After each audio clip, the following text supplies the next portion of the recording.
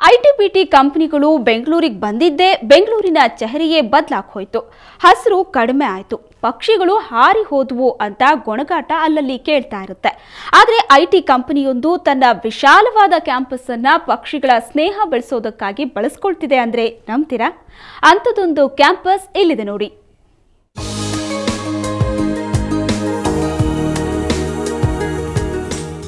ವಿಶಾಲವಾಗಿ ಹರಡಿ ನಿಂತ ಹುಲ್ಲುಹಾಸು, ಮುದ್ದಾಗಿ ನಗುವ ಪುಟ್ಟ ಪುಟ್ಟ ಹೂವುಗಳು, ಕೇಳಿ ಬರುವ ಕಾರಂಜಿಯ ನೀರಿನ ಶಬ್ದ. ಇದು ಬೆಂಗಳೂರಿನ ವೈಟ್ಫೀಲ್ಡ್ ಬಳಿಯ ಸ್ಯಾಪ್ ಲ್ಯಾಬ್ಸ್ ಕಂಪನಿಯ ವಿಹಂಗಮ ದೃಶ್ಯ. ಇಲ್ಲಿಯ ವಿಶೇಷತೆ ಅಂದರೆ ಈ ಕ್ಯಾಂಪಸ್ನಲ್ಲಿ ಮನುಷ್ಯರು ಓಡಾಡುವಷ್ಟೇ ಸಲೀಸಾಗಿ ಪಕ್ಷಿಗಳು ಕಾಣಸಿಗುತ್ತವೆ.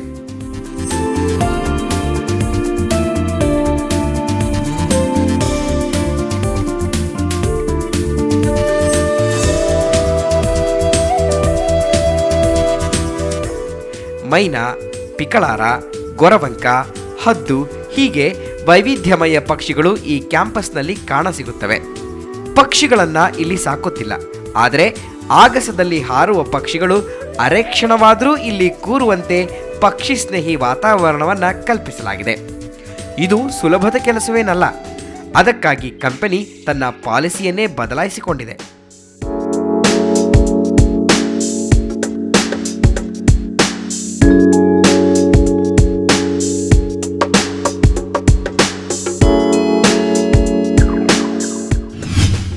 ಮ್ಯಾಕ್ಸಿಮಮ್ ನೋಡಿದ್ರೆ ಒಂದು ಇಲ್ಲಿ ಅಲ್ಲಿ 2-3 ಕಾಗೆ ನೋಡ್ತಿರೋ ಹೊತ್ತು ಬೇರೆ ಯಾವ ಥರ ಪಕ್ಷಿಗಳು ನೀವು ಕಣ್ಣು ಕಾಣೋದಿಲ್ಲ.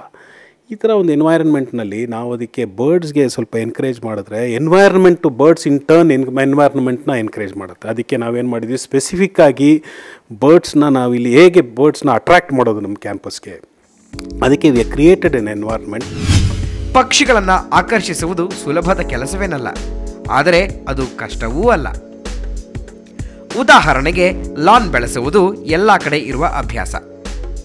ಆದರೆ ಅದನ್ನು ಸಣ್ಣಗೆ ಟ್ರಿಮ್ ಮಾಡದೆ ಸ್ವಲ್ಪ ಬೆಳೆಯಲು ಬಿಟ್ಟರೆ ಅದರಿಂದ ಲಾನ್ನಲ್ಲಿ ಬೇರುಗಳು ಹೆಚ್ಚಾಗುತ್ತವೆ, ನೀರಿನ ಅಂಶ ಹೆಚ್ಚಾಗುತ್ತೆ, ಕ್ರಿಮಿ ಕೀಟಗಳಿಗೆ ಅವಕಾಶವಾಗುತ್ತೆ, ಅದನ್ನು ತಿನ್ನಲು ಪಕ್ಷಿಗಳು ಬರ್ತವೆ. ಇಂಥ ಐಡಿಯಾ ಕೊಡೋಕೆ ಅಂತಾನೆ ಪಕ್ಷಿ ತಜ್ಞರನ್ನು ನೇಮಿಸಿಕೊಂಡಿದೆ ಈ ಸ್ಯಾಪ್ ಲ್ಯಾಬ್ ಕಂಪನಿ.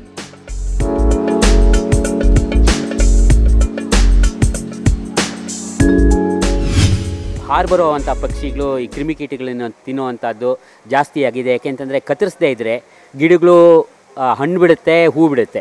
ಯಾಕೆಂದರೆ ಕತ್ತರಿಸಿರೋ ಗಿಡಗಳು ಹುಲ್ಲು ಕೂಡ ಬೀಜ ಬಿಡಲ್ಲ. ಅದರಿಂದ ಅದು ಯಾವಾಗ ಅದು ಕತ್ತರಿಸೋದು ನಿಲ್ಲಿಸ್ತೀವೋ ಈ ಡ್ರಾಟ್ ರೆಸಿಸ್ಟೆನ್ಸ್ ಅಂತೀವಲ್ಲ, ಅದು ಇನ್ಕ್ರೀಸ್ ಆಗುತ್ತೆ ಗಿಡಗಳದ್ದು. ಆಮೇಲೆ ವಾಟರ್ ರಿಕ್ವೈರ್ಮೆಂಟ್ ಕಮ್ಮಿ ಆಗುತ್ತೆ. ಹೀಗೆ ಕಂಪನಿಯ ಪಾಲಿಸಿಯಲ್ಲಿ ಕ್ಯಾಂಪಸ್ ನಿರ್ವಹಣೆಯಲ್ಲಿ ಸಣ್ಣ ಪುಟ್ಟ ಬದಲಾವಣೆ ಮಾಡಿಕೊಂಡ ಕೆಲವೇ ತಿಂಗಳುಗಳಲ್ಲಿ ಇಲ್ಲಿ 50ಕ್ಕೂ ಹೆಚ್ಚು ವೈವಿಧ್ಯಮಯ ಹಕ್ಕಿಗಳು ಕಾಣಸಿಗ್ತಿವೆ ಅಂದರೆ ನೀವು ನಂಬಲೇಬೇಕು.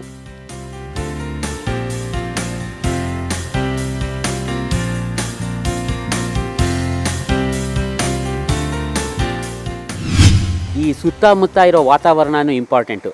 ನಮಗೆ ಮ್ಯಾಜಿಕ್ಕಾಗಿ ಎಲ್ಲೋ ಹಿಮಾಲಯಾಸಲ್ಲಿರೋ ಪಕ್ಷಿ ಇಲ್ಲಿಗೆ ಬರೋಕ್ಕೆ ಚಾನ್ಸ್ ಇಲ್ಲ. ಯಾವುದೋ ಈ ಜಾಗದಲ್ಲಿ ಬರ್ತಿರೋ ಅಂಥದ್ದನ್ನು ಕ್ಯಾಂಪಸ್ ಒಳಗಡೆ ಬರೋಕ್ಕಾಗುತ್ತಾ ನೋಡೋದು ಆಗೋದು ಒಂದೇ. ಈಗ ಇಲ್ಲಿ ತನಕ ರೆಕಾರ್ಡ್ ಆಗಿರೋದು ಒಂದು 50 ಸ್ಪೀಷೀಸ್ ರೆಕಾರ್ಡ್ ಆಗಿದೆ. ಕ್ಯಾಂಪಸ್ಸಲ್ಲಿ ನಿಂತ್ಕೊಂಡು ಕ್ಯಾಂಪಸ್ ಆಚೆ ನೋಡಿ, ಅಂದರೆ ಕ್ಯಾಂಪಸ್ಸಿಂದ ಹೊರಗಡೆ ಹೋಗಲಿದೆ ಈ ಜಾಗದಿಂದ ನೋಡಿ. ಈ ಕಂಪನಿಗೆ ಭೇಟಿ ನೀಡಿದ ಗಣ್ಯರ ನೆನಪಿಗಾಗಿ ವಿಶೇಷ ಮರಗಳನ್ನು ನೆಡುವ ಪದ್ಧತಿಯೂ ಇಲ್ಲಿದೆ. ಆದ್ದರಿಂದಲೇ ಅಬ್ದುಲ್ ಕಲಾಂ, ನಾರಾಯಣ ಮೂರ್ತಿ, ವೀರೇಂದ್ರ ಸೆಹ್ವಾಗ್ ಮೊದಲಾದ ಗಣ್ಯರ ಹೆಸರಿನ ಮರಗಳು ಇಲ್ಲಿವೆ.